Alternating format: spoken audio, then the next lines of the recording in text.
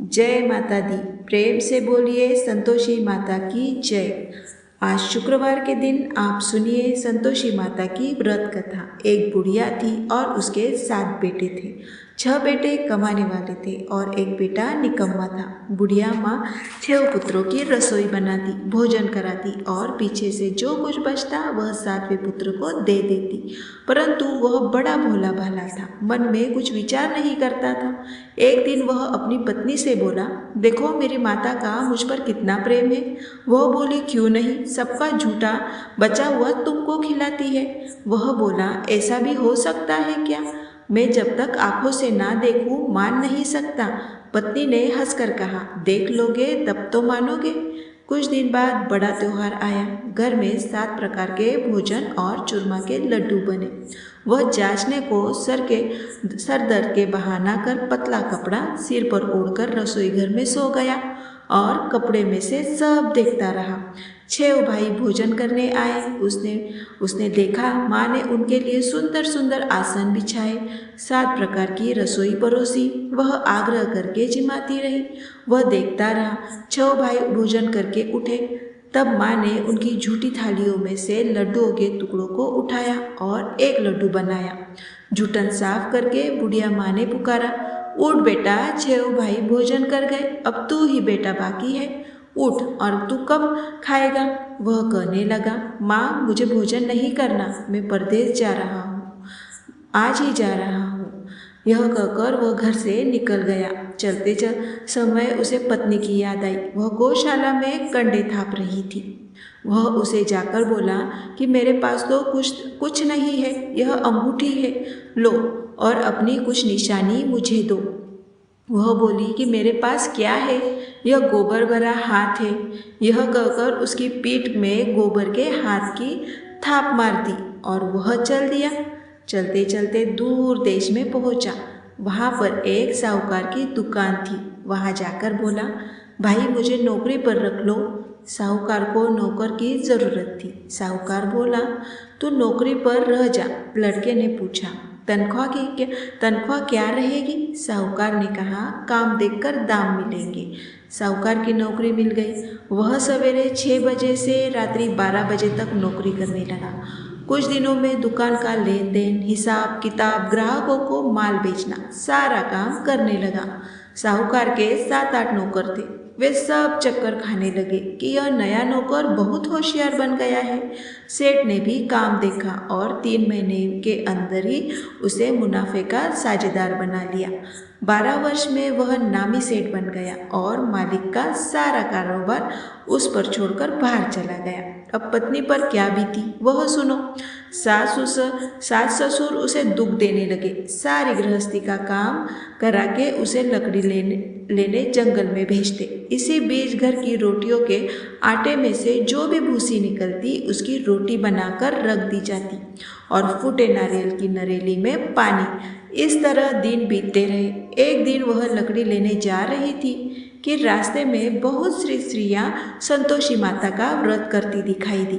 वहाँ यह खड़ी होकर कहने लगी, बहनों, यह तुम किस देवता का व्रत कर रही हो और इसके करने से क्या फल होता है? इस व्रत के करने की क्या विधि है? यदि तुम अपने इस व्रत का विधान मुझे समझा कर कहोगी तो मैं तुम्हारा बड़ा एहसान मानूंगी। तब उसमें से एक स्त्री बोली, सुनो, यह संतोषी माता का व्रत है। इसके करने से निर्धनता, दरिद्रता का नाश होता है। लक्ष्मी माता आती है, मन की चिंताएं दूर होती है। घर में सुख होने से मन को प्रसन्नता और शांति मिलती है। निपुत्री को पुत्र मिलता है। प्रीतम बाहर गया हो तो शीघ्र आता है। कुंवारी कन्या को मनपसंद वर मिलता है।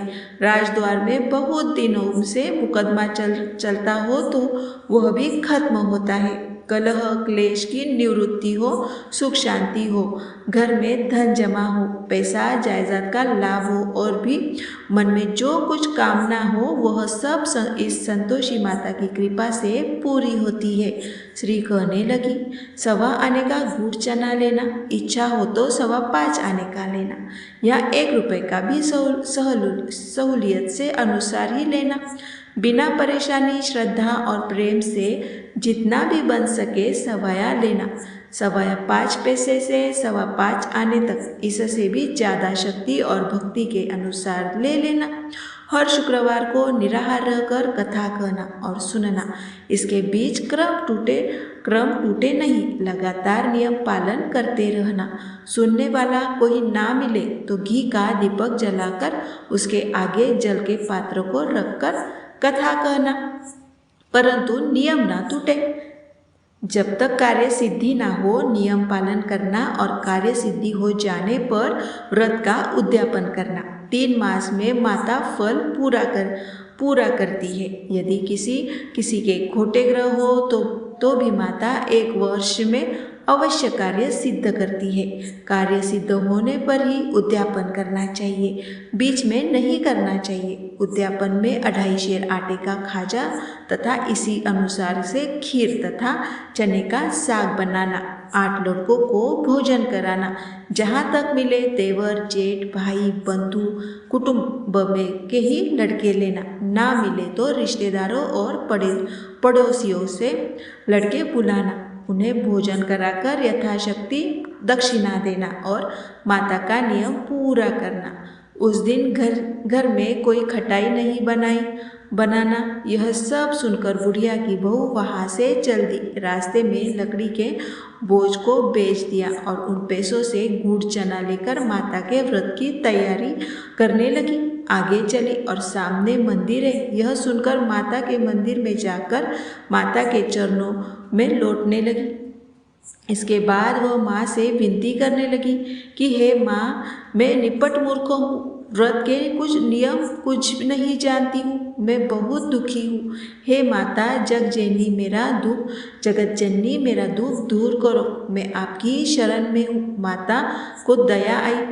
एक शुक्रवार बीता कि दूसरे शुक्रवार को ही इसके पति का पत्र आया और तीसरे को उसका भेजा हुआ पैसा भी आ पहुंचा। यह देखकर जेठानी मुंह सिकोड़ने लगी। इतने दिनों में इतना पैसा आया, इसमें क्या बढ़ाव है। लड़के ताने देने लगे कि काकी के पास अब पत्र आने लगे, रुपए आने लगा, अब तो काकी की खातिर बढ़ जाएगी, अब तो काकी बुलाने से भी नहीं बोलेगी। बेचारी सरलता से यह कहती है कि भैया पत्र आएगा, रुपए आएंगे तो हम सबके लिए अच्छा है। ऐसा कहकर आंखों में आंसू भरकर संतोषी माता के मंदिर में आकर मातेश्वरी के चरणों में गिर के रोने लगी।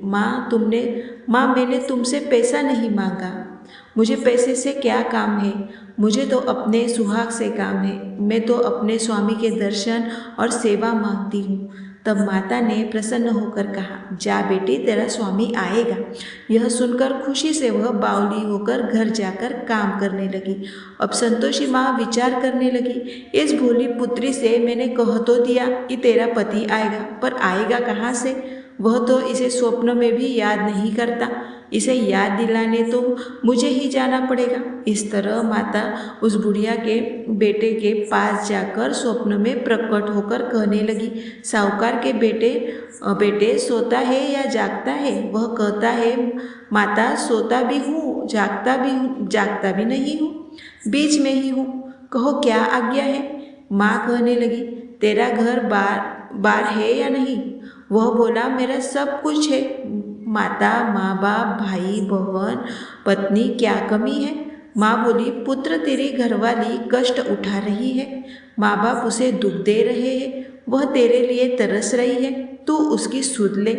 वह बोला, हाँ माता, यह तो मुझे मालूम है, परंतु जाऊँ कैसे। परदेश की बात है, लेन देन का कोई हिसाब नहीं, कोई जाने का रास्ता नजर नहीं आता, कैसे चला जाऊँ।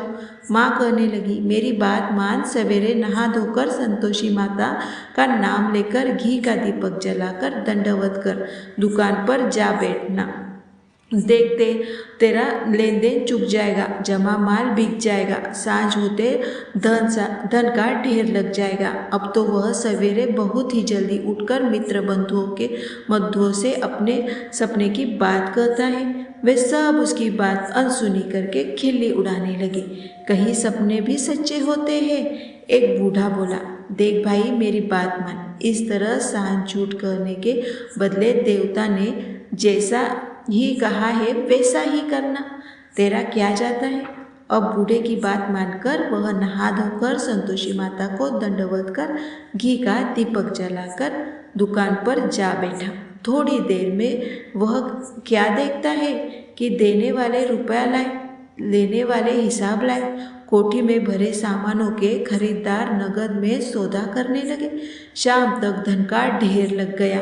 मन में माता का नाम लेकर प्रसन्न होकर घर जाने के वास्ते गहना कपड़ा सामान खरीदने लगा। यहाँ के काम से निपट घर वो रवाना हुआ। उधर पत्नी बेचारी जंगल में लकड़ी लेने जाती थी। लौटते वक्त माता जी के मंदिर पर विश्राम करती है। वह तो उसका रोज रुकने का स्थान ही था। दूर धूल उड़ती देखकर वह माता से पूछती है, हे माता, यह धूल कैसे उड़ रही है। माँ कहती है, हे पुत्री, तेरा पति आ रहा है। अब तू ऐसा कर, लकड़ियों के 3 बोझ बना ले। एक नदी के किनारे रख, दूसरा मेरे मंदिर पर और तीसरा अपने सिर पर रख। तेरे पति को लकड़ी का गड्ढा देकर मोह पैदा होगा। वह यहाँ रुकेगा, नाश्ता पानी बनाकर खाकर माँ से मिलने जाएगा। तो लकड़ी का बोझ उठाकर जाना और बीच चौक में गड्ढा लाकर 3 आवाज़ें जोर से लगाना। लो सासू जी, लकड़ियों का गट्ठा लाई हूँ। भूसी की रोटी दो, नारियल के खोपड़े में पानी दो। आज कौन मेहमान आया है। माँ की यह बात सुनकर वह बहुत अच्छा माताजी कहकर प्रसन्न मन होकर लकड़ियों के 3 गट्ठे ले आई।